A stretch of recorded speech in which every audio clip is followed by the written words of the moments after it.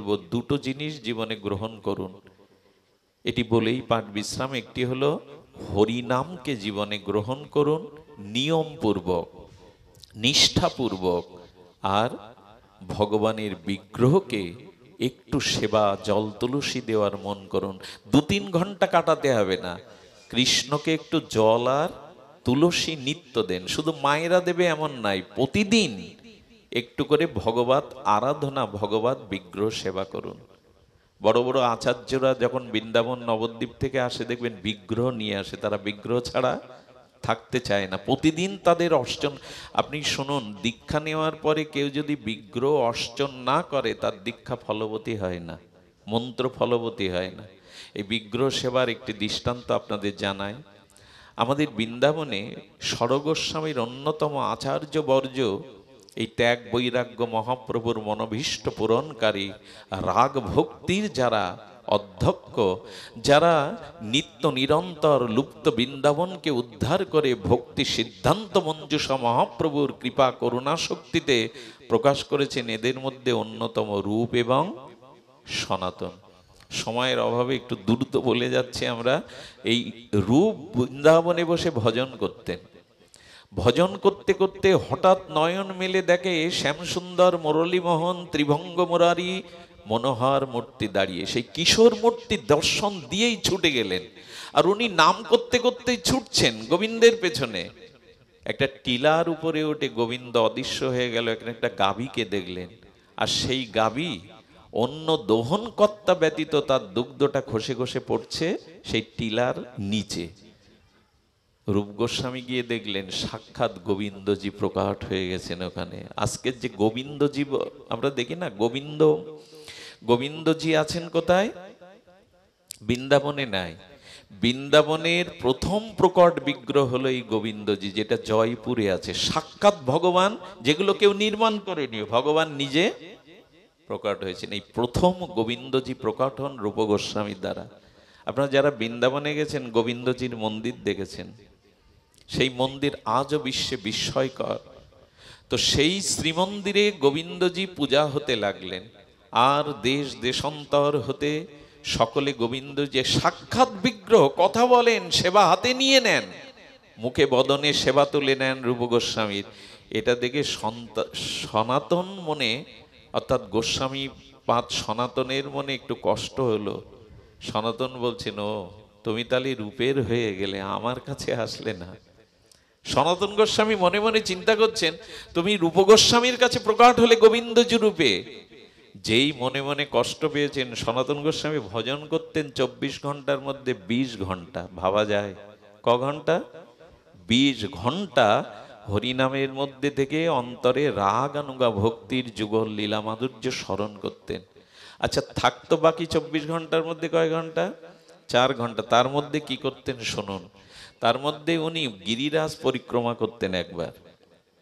গিরিরাজ পরিক্রমা করতে আমাদের তো 6 ঘন্টা লাগে, কিন্তু উনি গিরিরাজ পরিক্রমা করে মথুরায় কোনো ব্রজবাসীর দ্বারে এক মুঠো আটা ভিক্ষা করতেন।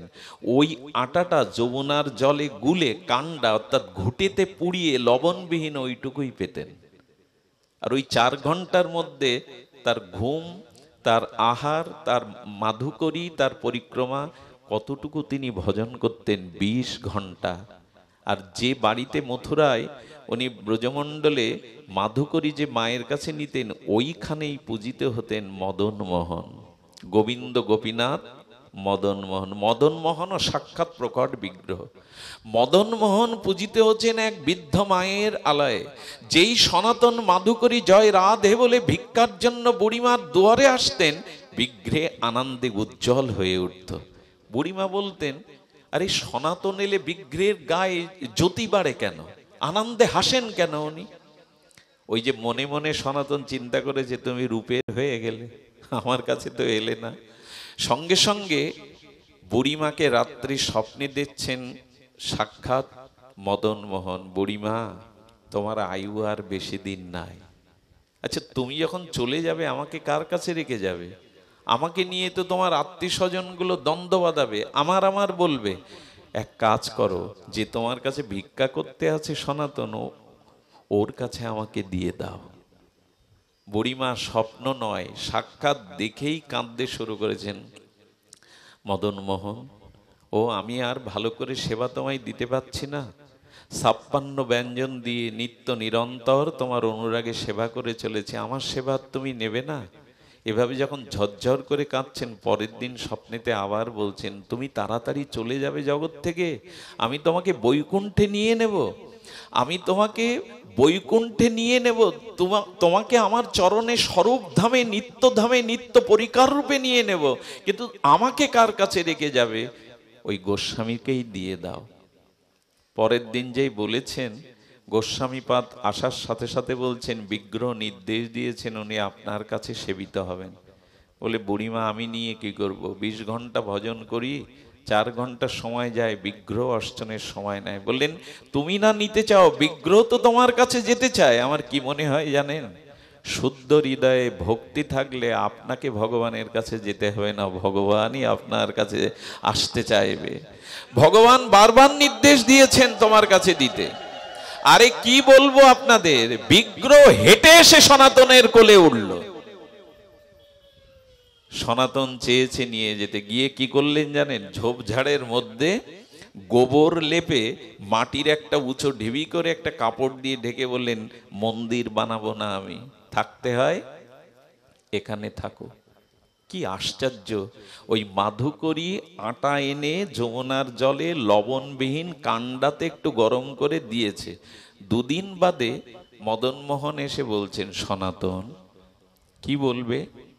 তোমার কণ্ঠ ধরা যে, গলার স্বরটা কেমন লাগছে? আটার দলা খেতে খেতে না গলা বেঁধে গেছে, স্বর সরছে না। কি করার আছে আমার? আহা, আমার কি করার আছে? এক কাজ করো, লবণ ছাড়া কি গলায় ঢোকে? একটু লবণ মিশিয়ে দিও। আহা, ভগবান তার ভক্তের কাছে যাকে স্বয়ং অন্নপূর্ণা লক্ষ্মী দেবী 56 ব্যঞ্জন রন্ধন করে দেন, আজ যে রুক্মিণী দেবী সত্যভামা যাকে 56 ব্যঞ্জন পাওয়ান, তিনি বলছেন একটু যদি লবণ দিতে তো গলা থেকে সত্য। সনাতন ভাবলো সত্যই তো। বুড়িমার কাছে ভিক্ষা করতে গিয়ে বলছে, আর শুধু আটা দিও না, আমার মদন মোহনের জন্য একটু লবণ দাও। লবণ দেওয়ার পর 2 দিন পরে এসে বলছেন, সনাতন আবার কি চাই? বিগ্রহ তখন বলছেন, গলা সরেছে তবে বুকে বেঁধে যায়, একটু যদি ঘি মাখিয়ে দিতে। সরে না তো, ভালো পাওয়া অভ্যাস।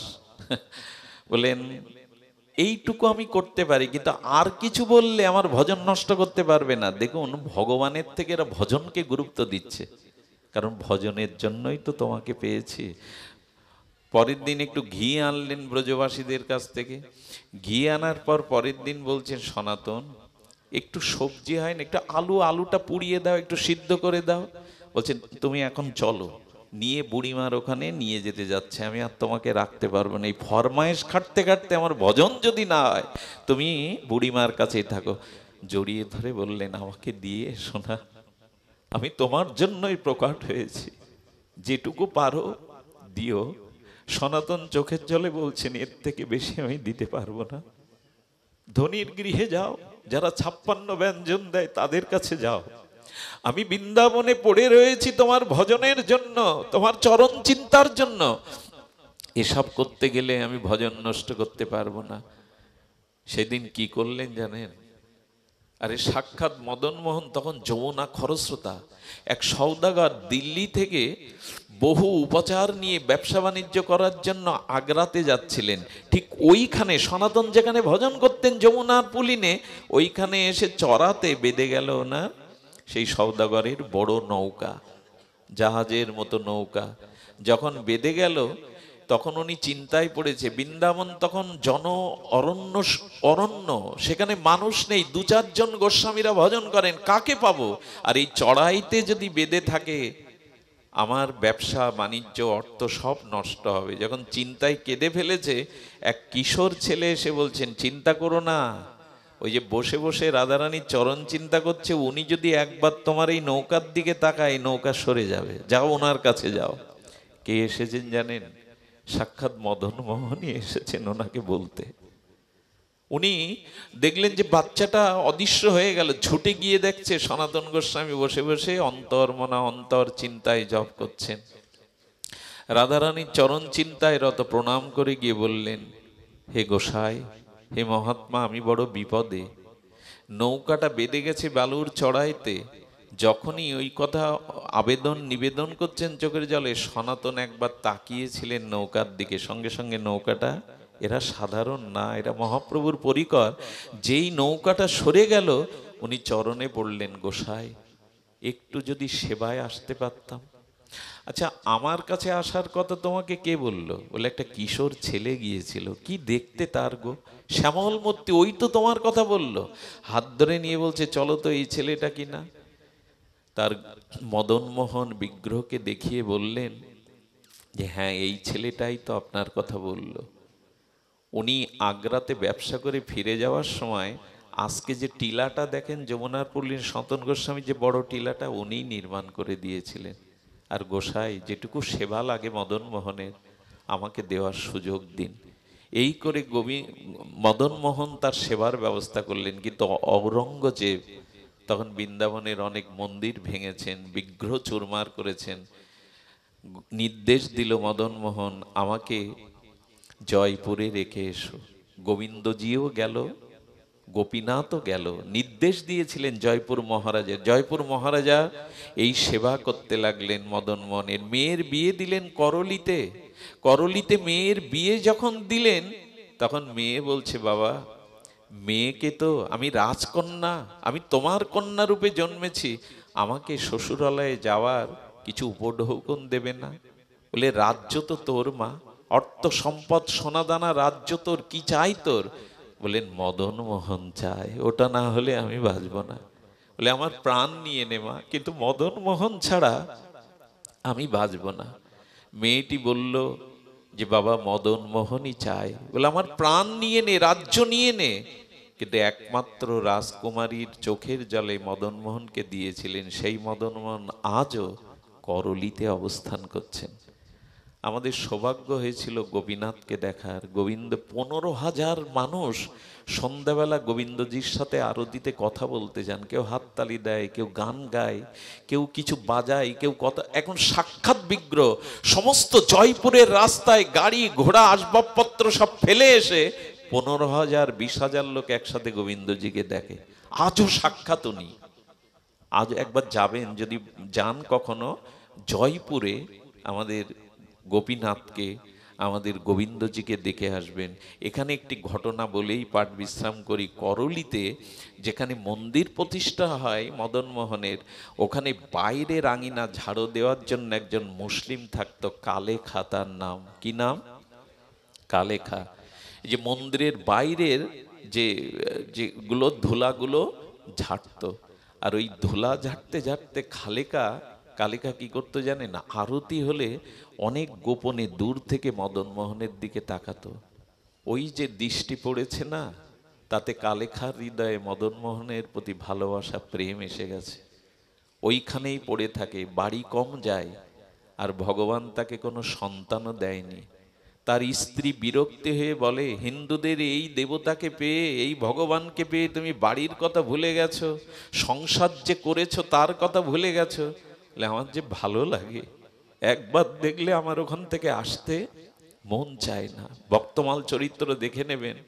তার স্ত্রী তখন মাতব্বরদের ডেকে বললেন, উনি মুসলিম, আর এই ঠাকুরের ওখানে পড়ে থাকে, তার সন্তান নেই, সংসারের কোনো আয় রোজগার, আমার দিকে দৃষ্টি নেই, বিচার করুন।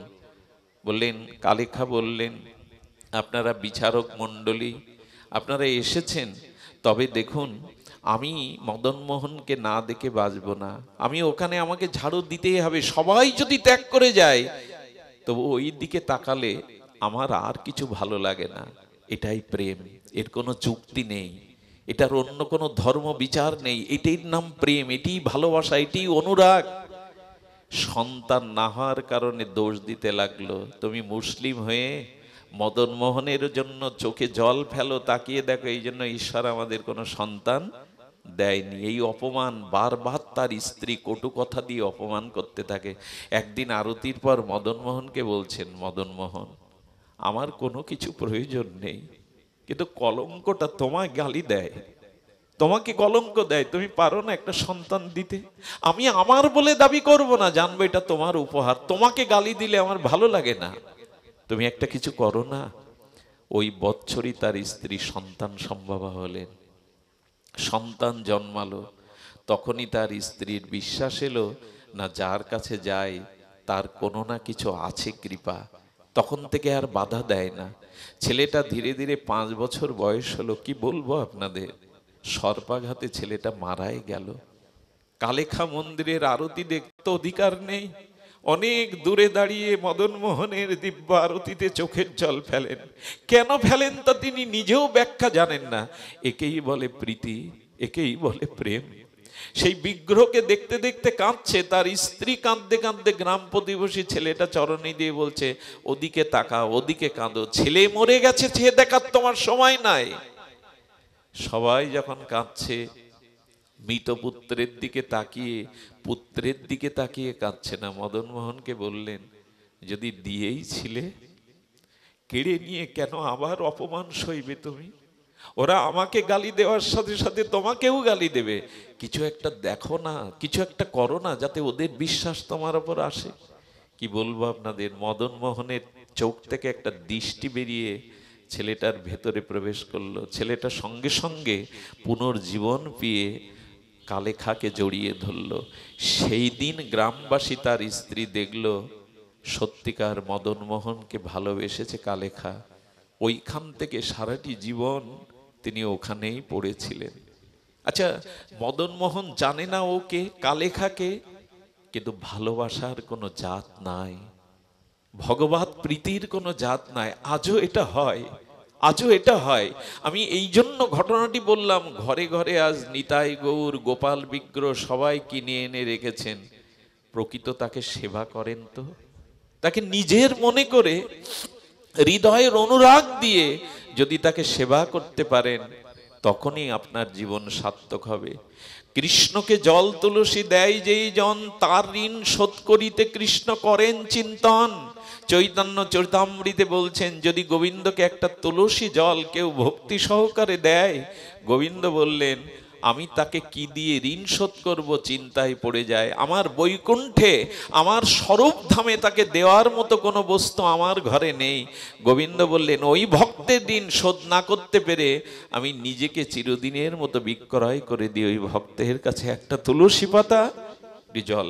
এই জন্য ব্যবসা করেন, চাকরি করেন, ক্ষতি নেই।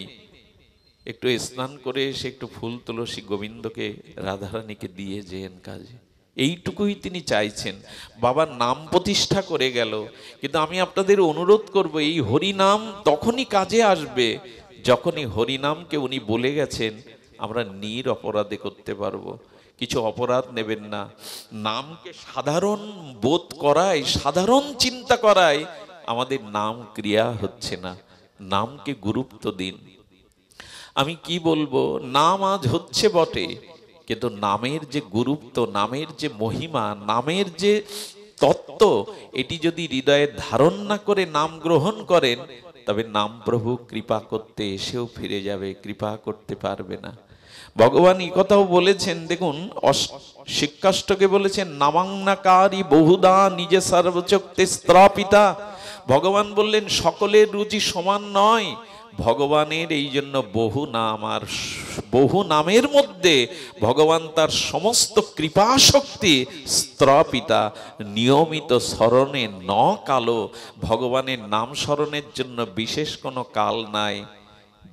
যখন তখন সব অবস্থাতেই আপনি হরিনাম করতে পারবেন। ন কালো শরণ প্রভু, কোন নিয়ম বিধি রেখে যাননি, সর্বসময় নামকে আপনারা নিতে পারেন।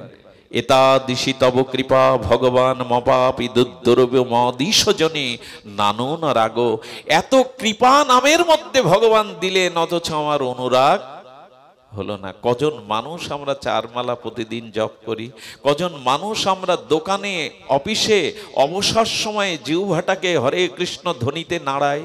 জিহ্বাটা নাড়ালেই কল্যাণ, হরিনামকে জিহ্বার সাথে সংযুক্ত করলেই কল্যাণ। কোনো বিধি সূচি অসুচি রেখে যাননি। ন কালো প্রতীক্ষ প্রভু, কোনো কালাকালের বিচার নেই, শুধু নাম নিলেই কল্যাণ হবে। কিন্তু নিচ্ছি কই, রুচি কই?